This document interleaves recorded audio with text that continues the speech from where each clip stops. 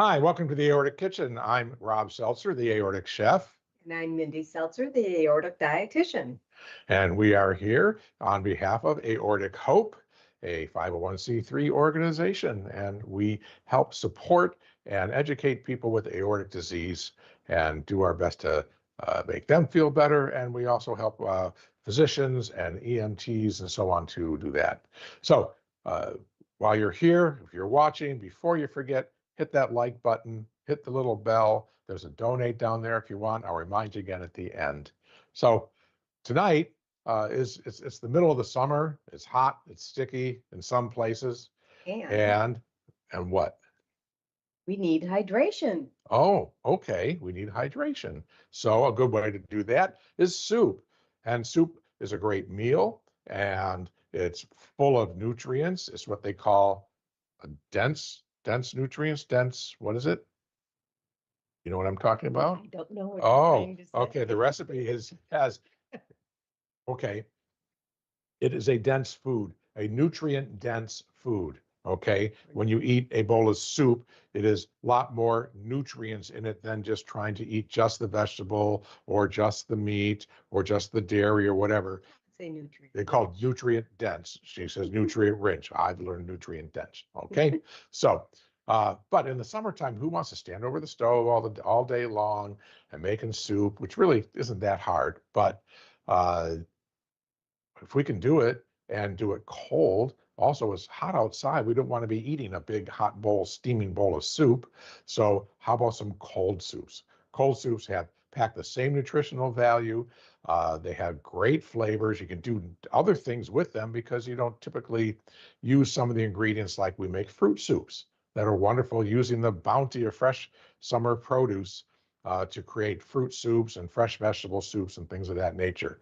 One thing you have to be careful about, which I'll talk about, but is that when we make cold soups, it's important that we are a little heavy-handed with our seasoning because flavor transfers better with heat in hot foods.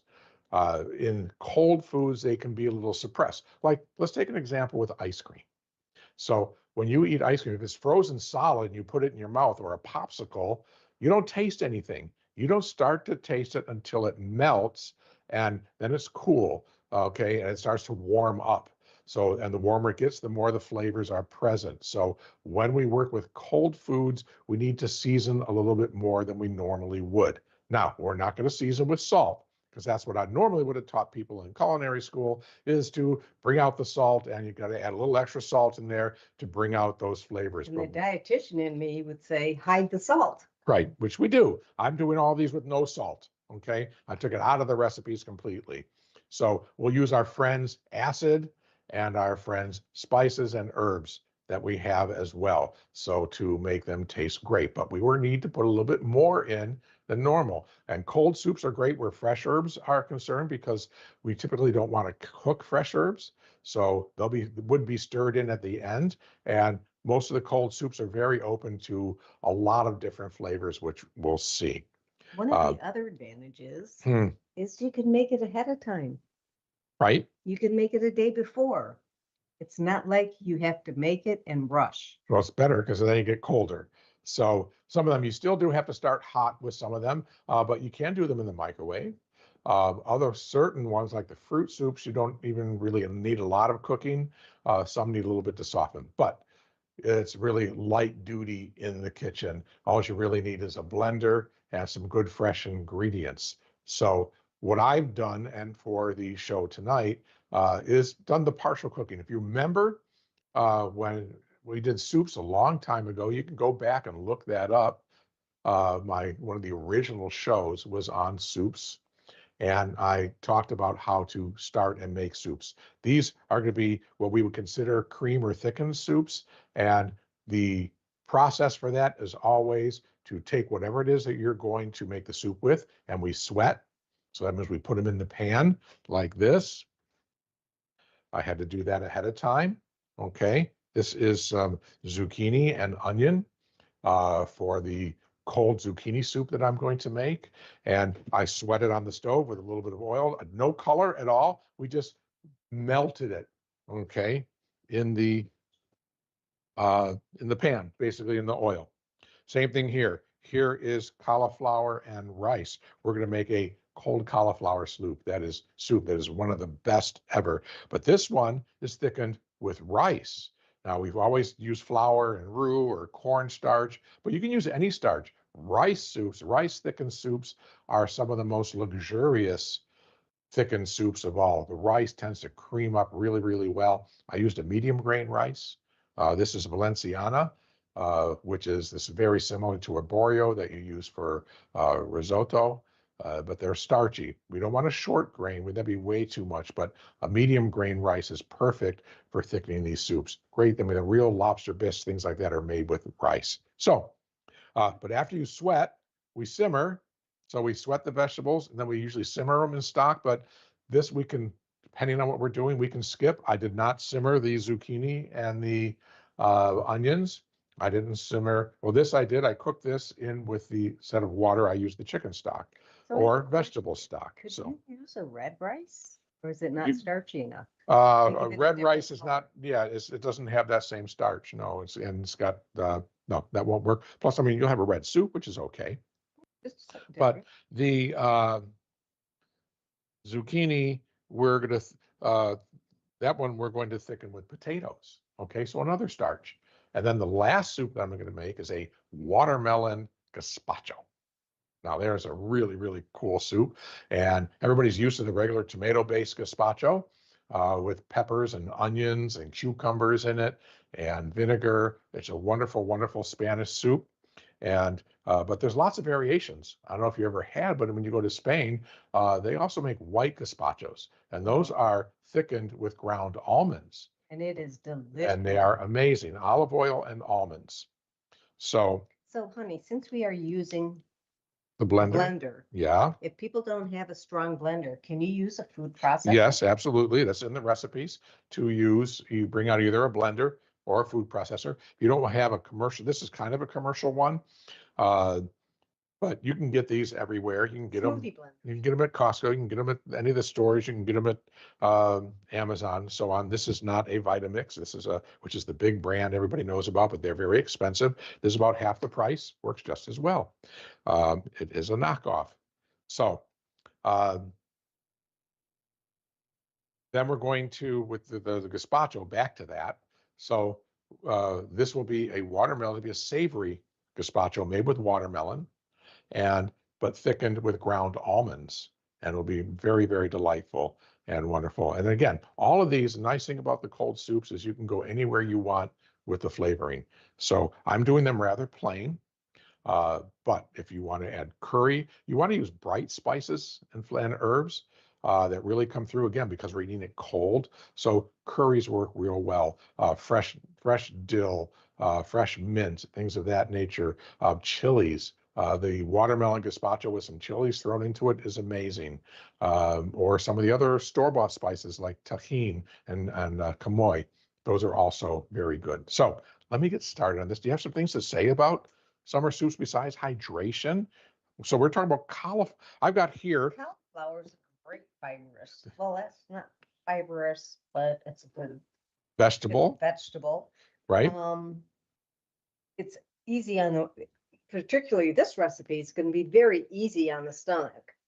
Yeah, Because it is rice and it is cauliflower. right now if I can get in here without spilling it all over the floor. But yeah, so I've heard, now you'll see that here, I cooked this together and, there was more chicken stock than the rice needed to cook, obviously, because I don't want it just to be thick and we need to have some liquid here. So there was more. I used, typically it's 2-to-1 for rice. This was, what was it? Cup and a half. It was 3-to-1. So, and the cauliflower. And we cooked it all together, okay? So I have that. I also have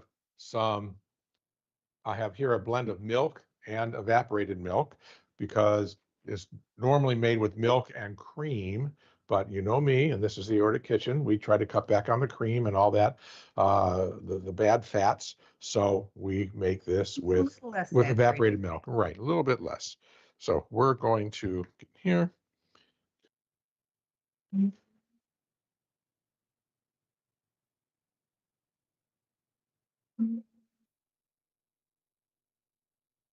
That's not gonna work.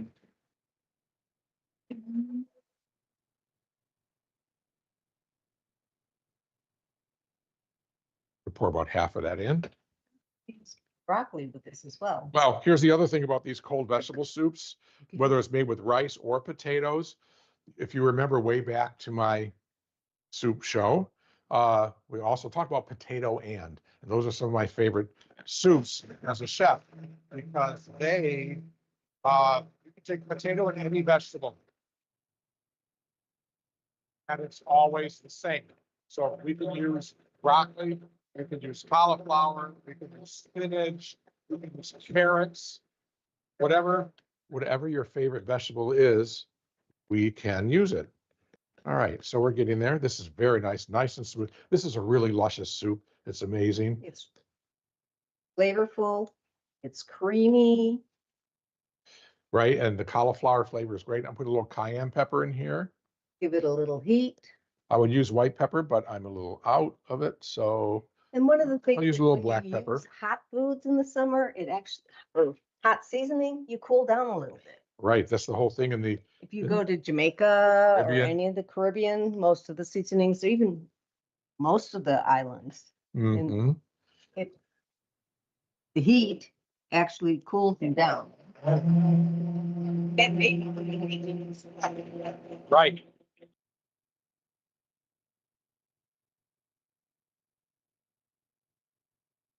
So, here we go.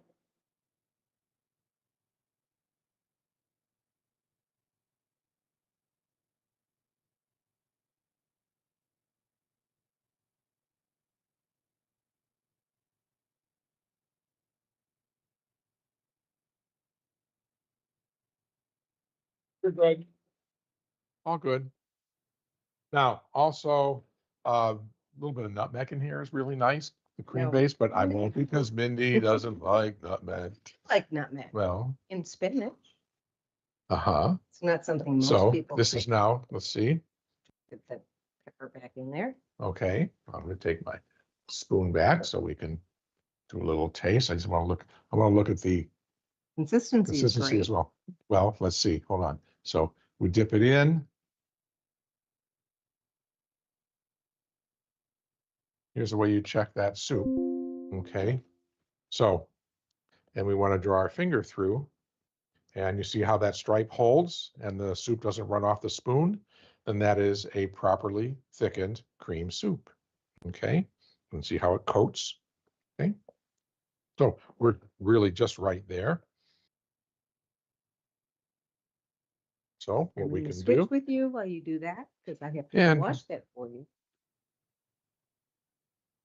this is beautifully smooth. If you want to be even smoother and creamier, if you're a French chef or in a really fine dining restaurant, you're going to take this and pour it through a really fine mesh sieve, okay, a strainer, and push and make sure that there's no little tiny bits of rice or cauliflower left, okay, to be perfectly smooth. French, this is called creme du berry, and it's a really famous soup. It was named after the lady du Barry. She was the one of the wives or girlfriends, I'm not sure, of Henry the fifth. I think the fifth. So, and Escoffier, they made this for her and then ended up picking up her name, which they did with many other things. Okay. Or So heat. you want more heat? Okay, Maybe. we can do that. All right. So, Sprinkle it on the end. all right. Could I have the milk glass back, You please? may. We are going to use the same blender over and over. Get that. You can wash that out.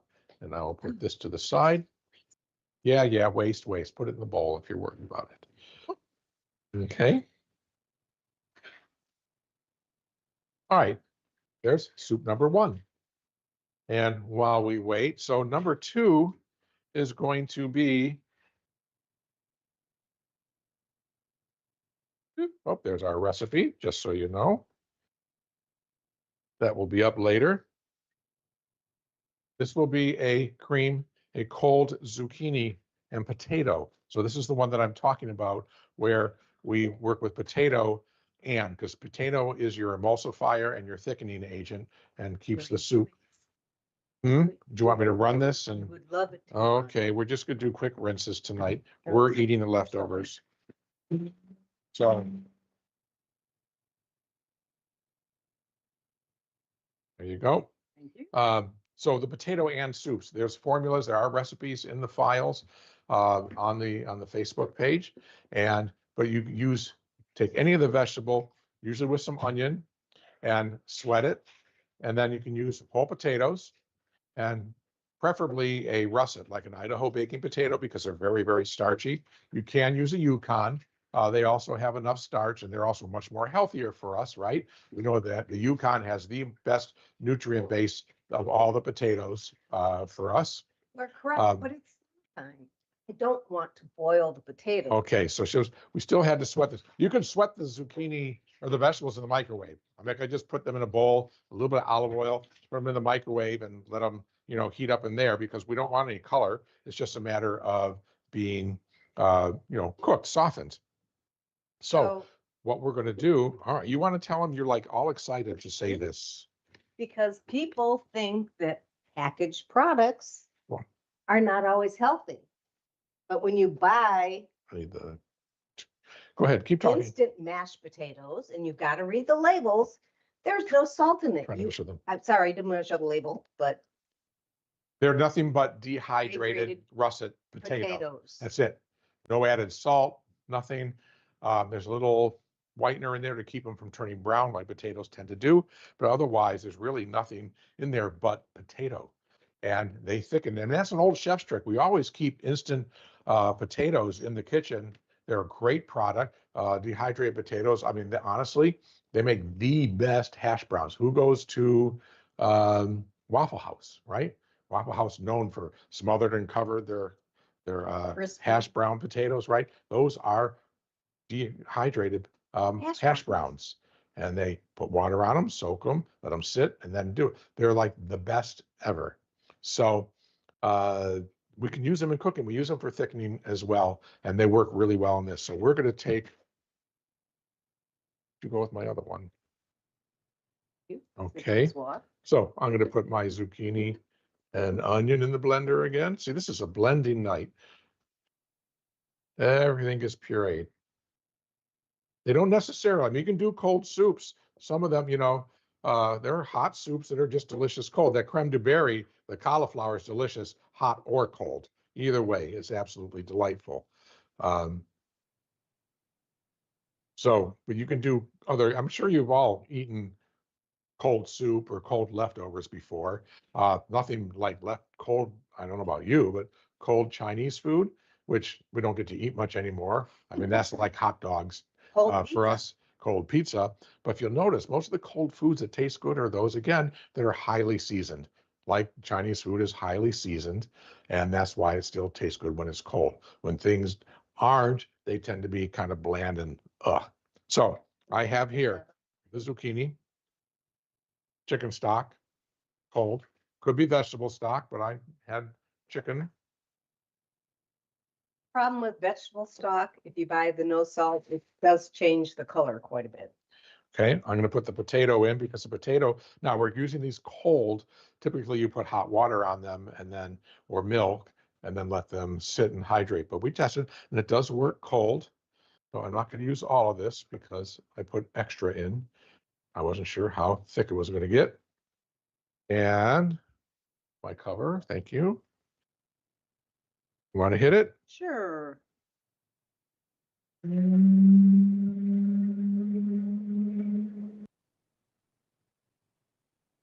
Okay, now we're just gonna let this blend real well. I want to get rid of all the bits and pieces.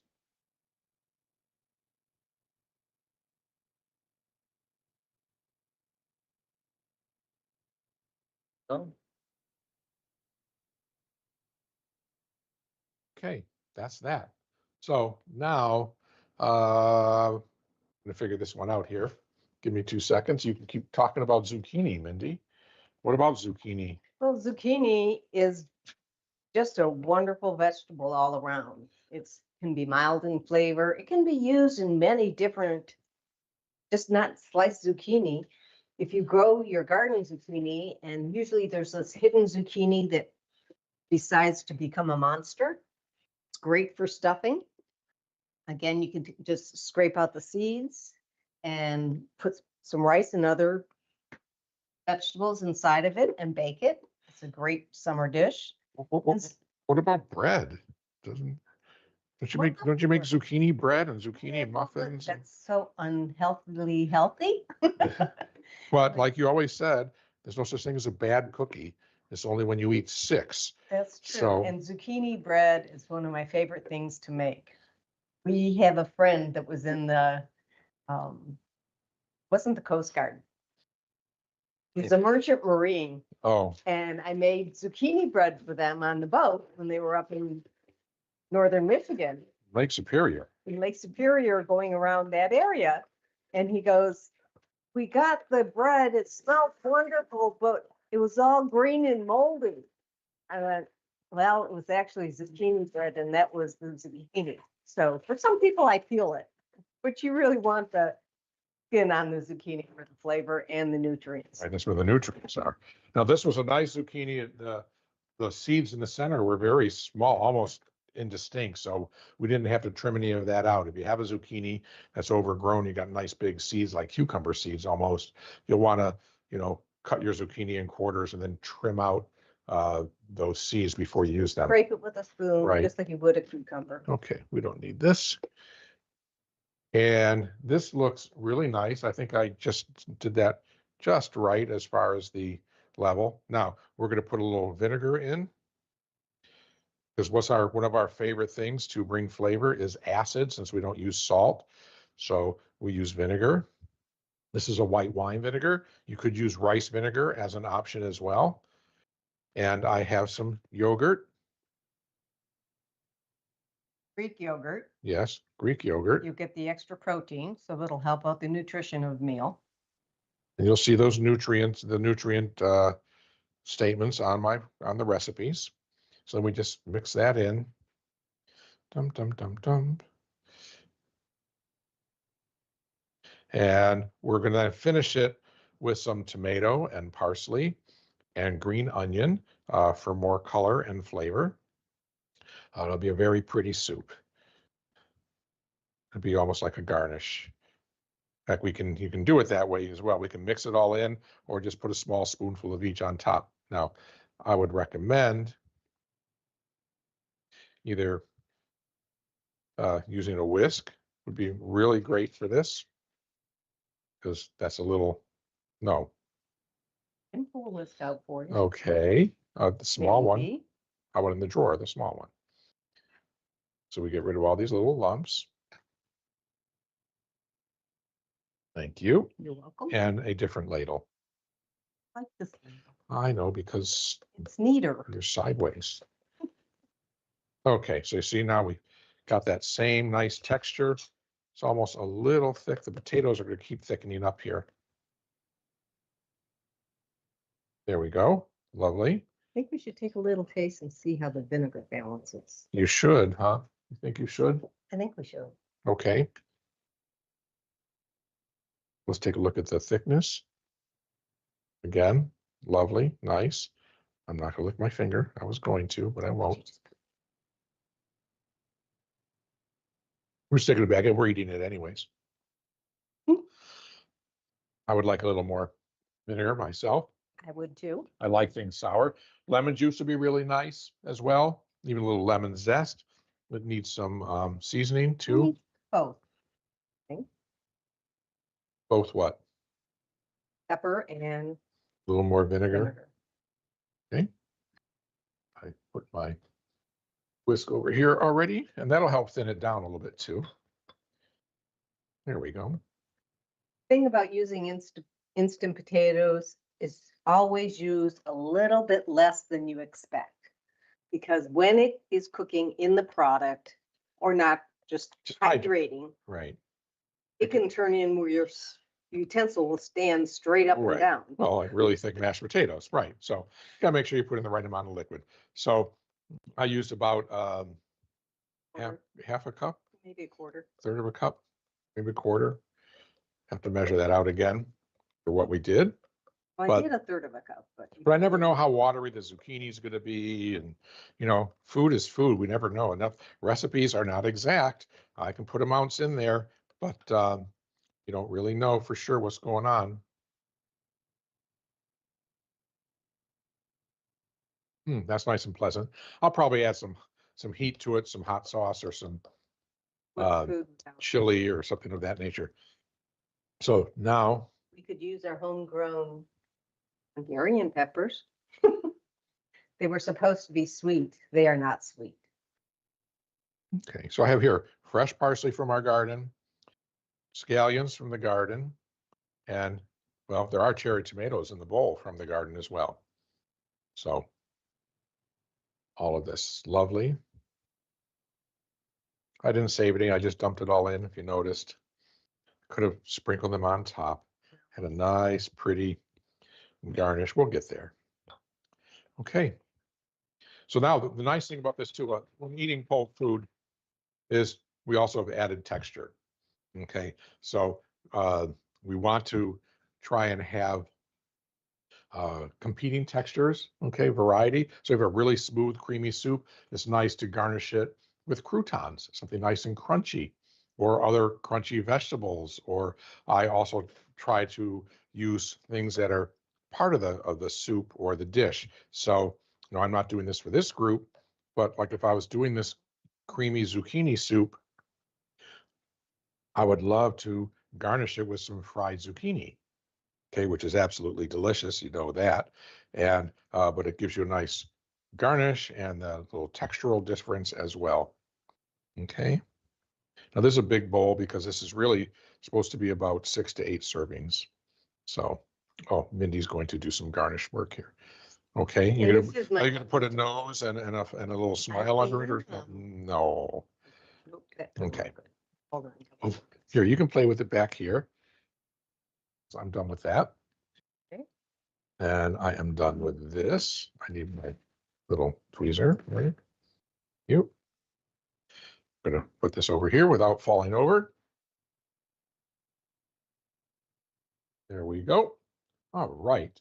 So that was really simple. Again, a quick sweat simmer, right? Sweat the vegetables on the stove. And then you can do that earlier. You can do that in the morning. It's done. Oh, That's fine. it's okay. You can do that early in the day. You can do it in the microwave. Just, make sure you sweat and soften the vegetables, and then you just move right to the blender. And with your stock, whether it's chicken stock or you can use vegetable stock or anything else. I mean, you can play around. These are just recipes. They're ideas. You can add a little wine to it if you want a little flavor shot. A little Chardonnay or Sauv Blanc would be really nice in there. You can make it a little bubbly with a little Prosecco. Oh, Uh, a little champagne. or a little champagne, right? Well, we always, go for the Italian side. Okay, so What about limoncello? limoncello, I'll just drink that on the side. Like that. Okay, let's go to the big one. Here we go. Watermelon gazpacho. So what we need, gazpacho traditionally is thickened with bread. Okay. Even the tomato gazpacho, when you get the regular tomato one, it is thickened with bread cubes and to give it body. But this, we're going to use bread and almonds. Okay, whole almonds with the skin. I have a little bit of garlic because this is going to be a savory, and some vinegar, some red wine vinegar, or typically in Spain, they would use a really nice sherry vinegar for gazpacho as well. Their sherry vinegars are absolutely amazing. And then some olive oil. Looking at the recipes. The garlic, you have to be, it may say 1 clove or 2 cloves. Be wary of what size clove you're using, Right. because some of them can be, like if you had an elephant garlic, you would probably use a quarter of 1 clove in a dish. Because it would be equal to a small Right. clove. And just the cloves, the garlic bunches have big cloves and little cloves. They're not all equal. Okay, so you have to, and also smell, because sometimes it's really strong, sometimes it's very mild. It all depends. Now, if I put this in the blender like I did, the top you have there, thank you. and I puree it, what am I gonna have?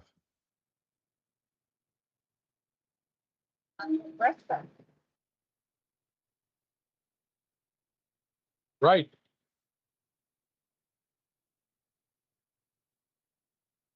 Have my ice. We're gonna blend this with some ice. Yep. There you go. That's good. And I still have no, I don't. Okay. There's one back here. I got one here. That's clean.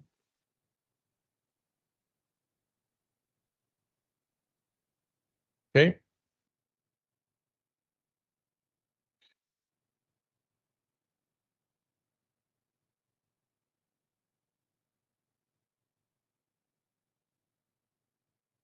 Mindy wants to play. I'll let her play. Need to get some liquid down. So take the lid off, please. The ice down to the bottom.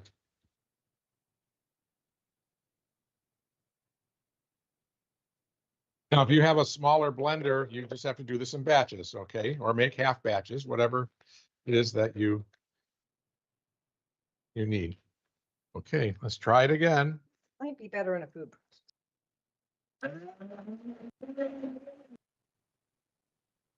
No.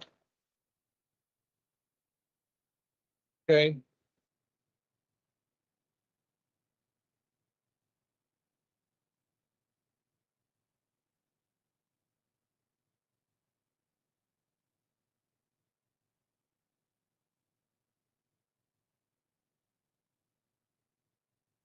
So as this goes, you see a lot of air built in there now. It's changing color.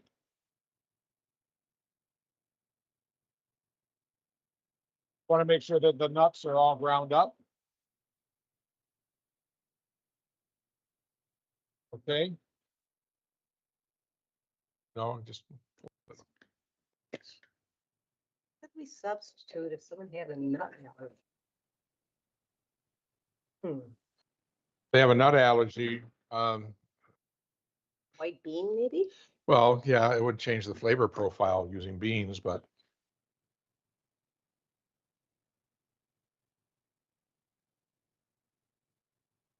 but so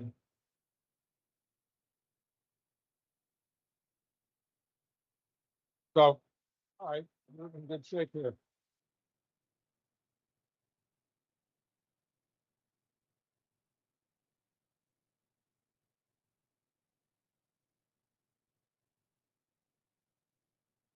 Yep. Lovely. Okay, we need our vinegar, a couple tablespoons. Okay. Want to put in a small piece of jalapeno pepper? I don't know if you want it hot. I can throw a chili in. That's the other things we have here.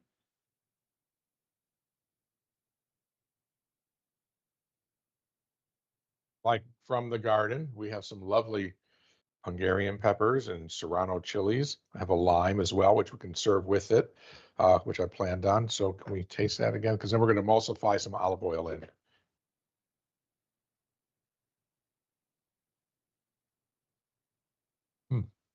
Make a little more vinegar. We'll let Mindy taste and see what she thinks, but I'm already reaching for the bottle. Absolutely. Okay. And when you're buying wine vinegar, you might want to look at the acidity. Right. Wow, 7. This is 7. 6%. No, it's 6. Yeah. So we did find some 7s. Typical lower end vinegars, even white vinegar, are 5%. Okay, they're only 5%, which doesn't have a lot of oomph to it. You want at least a 6%, and if you can find a 7, that's great. So I'm going to assume it's okay now. There we Your go. assumptions are Usually right.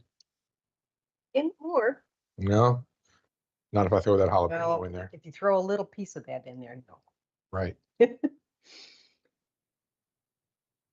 So I was going to do that on as a garnish. Good. Minnie's a real weenie. Not when a it comes to weenie. heat. These are really hot serranos. Yes, they are. Okay.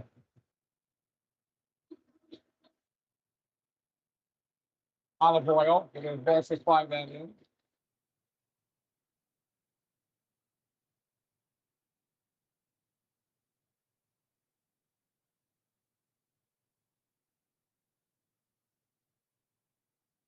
Right. Yum. Got enough heat now? Nope, don't taste the heat at all. It's got enough acid. Well, we'll throw it in the bowl. We'll use it finely chopped. But you want it finely chopped. The finer you chop it, the more heat that gets released. Well, I haven't even gotten to the seeds yet. There we Well, go. that's okay. We don't need the seeds. Now I'm getting to the seeds. Good enough. Good enough. See, good enough, good enough. She's afraid. You can always add more Okay. as you're eating, but you Be can't done. pull it out.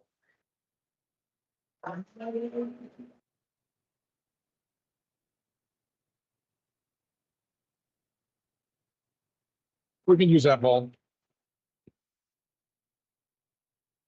Excuse me. Now I'm going to do a couple of things.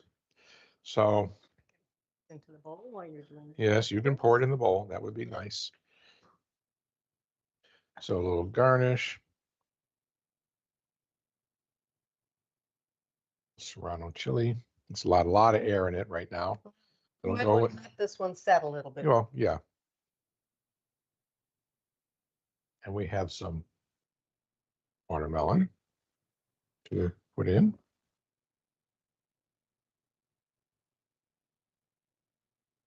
So we can serve it with some little chunk of watermelon. Okay. And I can sprinkle a few This is chilies. his bowl. Right, of course.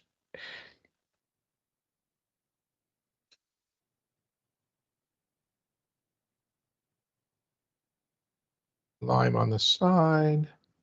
Boop. Okay. Take all that out of the way. And so we have a lovely watermelon gazpacho. We need some more watermelon there, honestly. Oh, So we can see a few. shrunk down. I know it did, honey. It's okay. It's all just watermelon. It's fine. Yeah. Fill the bowl. Again, this is a really large portion. So we have our watermelon gazpacho. So, really? Are you going to do it differently? Yes. Fine. No. Move it towards the center. Yeah. I'll do it. So just Leave me we have alone. our cauliflower. I took some of the cauliflower bits and I That's what I said. sauteed them off with some turmeric to give them some color so they would be a nice little contrast. And our croutons are in the closet, but that's okay. We can live without that, I think. Okay. So there's a nice little yellow cauliflower. You could also use curry for the curry powder would be really good in there. And the soup with the tomatoes, or let's say if you had fresh dill and mint and such with that as well. Okay, here we get that off. There you go. And we have 3 lovely soups. A nice rustic bread. Yes, we have a beautiful, Nice sourdough. nice or rye bread back there. That's okay. Would go nice with this. Right, or a little salad or whatever, it's soup night, cold soup night, and enjoy with that. So Josh, is anybody out there or are we just talking to the vast internet? Oh, we have a few watchers. Yeah. Yeah. Let's say hi to Christina and Shauna. They've been the most chatty so far. Great. Christina says, never ate cold soup unless I got away from the table for a cow emergency and got back to the house much later. And I said, the only cold soup I believe in is melted ice cream. And Right. then I also said, I've never seen bread put into a blender before, so that's interesting. Yep, Christina says that watermelon looks interesting, more like a dessert. Yep. It truly is But not. it's garlicky. Eat. It's garlicky, and it's going to be spicy. The color may confuse you a little bit, but it is a type of a riff on a gazpacho. And there is So, one product we um, didn't demonstrate. and that's the these- tagine. Oh, well, yeah. Also with that, which is anybody when they grow up, you eat your watermelon with salt or still do. You could also do a little sprinkle of tahini. Is very, very popular And these it's days. also, And they this is use a low. sodium. This is a reduced sodium version. It's very good. It's got a little chili and lime in it. So that would be really nice on top of there as well, make it a little bit more savory. But we were talking about it earlier. I mean, even things like technically a smoothie is almost a cold soup in a sense. If you have a But spinach smoothie, people that the traditional gazpacho has been around for years and years. The tomato is a tomato base with cucumbers and peppers and onions. And then how about the famous French soup vichyssoise, which is a cold potato and leek. So it's one of those potato and soups where you sweat the potatoes and the leeks together and then simmer them in chicken stock and then puree it what's the one we made? and finish it Yin yang. finish with cream. Well, it's vichyssoise and cream of watercress blended together. Well, not blended. You do them and pour them into the bowl together and swirl, and it looks like a swirl. So that's very nice too. But yeah, cream of watercress, cream of spinach. There's many cold soups over the years that are enjoyed, and it's a nice change and just a little bit different to for the menus or again on the summer day. It's nice just have a sip of that. Yeah. Also, now when you do the gazpachos, this another thing that this would be good with, and I know someone's going to say, okay, is pour a little tequila in it if you drink. And drink it. Or gazpacho, we do with that, or with vodka. You can always, as mentioned about the wine and the other ones, you can do that as well. This And would go just great with a Spanish cheese. and we serve them often, in smaller. These are big portions right here, but so serve them in smaller glasses. If you do it like as a cocktail or a shooter type thing, they're quite delicious. So give it a try. Got all the great health and without heating up the kitchen. You can enjoy the bounty of summer vegetables in an easy, cool way. So I'll be posting these up. And again, these are real flexible. So you've got about 10 different soups here if you switch things around, use different vegetables and creative. such. Right. Have fun. All right. Okay, Any before you go into your closing, can Yes. you revisit the white wine vinegar shopping requirement? You started that while the blender was going. Oh, okay. Oh, I thought typically, yeah. So was the blender noisy today? Just No, curious about it that. just drowned out what you guys were saying. Okay, so vinegars. When you want good vinegars, look at the acidity. It's on the label, usually on the front. Basic vinegars like white vinegar and inexpensive vinegars, like I've got stuff here from one of the grocery stores. They're 5%. That's 5% acidity. You want a good one. See, so this one is 5%, 5% acidity. This doesn't have a ton of kick or flavor. And if we're really trying to up our flavor without using salt, we need that kick. So the other red wine that we have is 6%, which is much better. I usually don't buy anything under 6. Those are from when we first moved in and did a quick shopping run and bought what was available. And I've also found now, This is also an Italian, yeah, this is an import. and it's 6%. Yes, and we also have there's 7% as well. And if you notice, this one is a light red. You can get some vinegars that are very dark. And it does have mother in the bottom. So like those of you who use the cider vinegar with the mother in it and everything, this one also, this is an organic, and it has the little bit of mother from it in the bottom. But that's a good thing to look for, but also that acidity level, because it's the acidity that gives us brightness in the food and helps bring out other flavors without the use of salt. So it's a real important ingredient in the Aortic kitchen. Thanks for reminding me, Josh. Mhm. Same holds true with the olive oil. Yes, and the good quality olive oils. Yes, we did that. We use that too. So, and you might want to get in there because watch your prices on those imported oils and vinegars. So I want to thank you for joining us. I am Chef Rob Seltzer, the Aortic Chef, here on behalf of the Aortic Hope. I'm Mindy Seltzer, the aortic dietitian. And please make sure you hit that like button and the bell, and there is a donate button as well to send us a few bucks, because we are all volunteers and survivors of aortic disease, and any penny helps with the operational cost of the company, of the 501c3. So thank you very much. And Have a great end of summer. good night.